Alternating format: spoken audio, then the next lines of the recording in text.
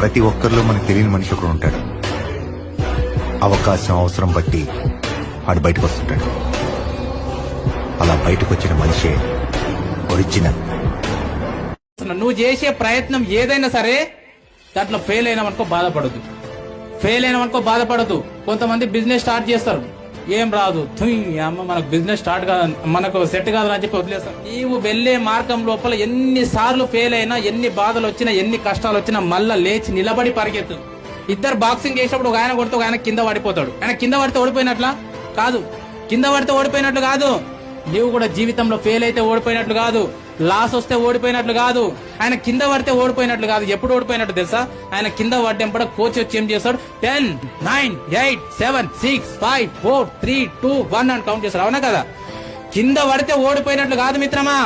కింద పడ్డ తర్వాత 10 లెక్క పెట్టే లోపల నువ్వు పైకి లేవకపోతే గప్పుడు ఆయన ఓడిపోయినట్లు.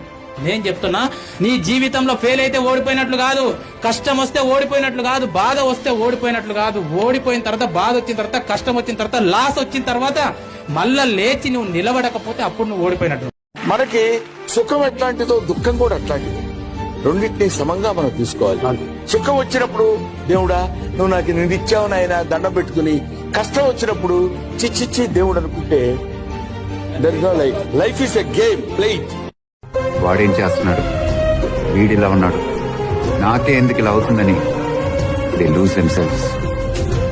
ఇక్కడ ఎవడి లైఫ్ కి వాడే హీరో, ఎవడి బలం వాడితే.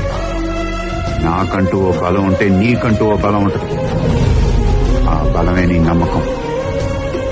నువ్వు దేన్నైతే నమ్ముతున్నావో దాని మీద నిలబడు. దీని అమ్మ గెలుపు దానంతటా అదే వచ్చి నీ కాళ్ళ దగ్గర కూర్చుంటది.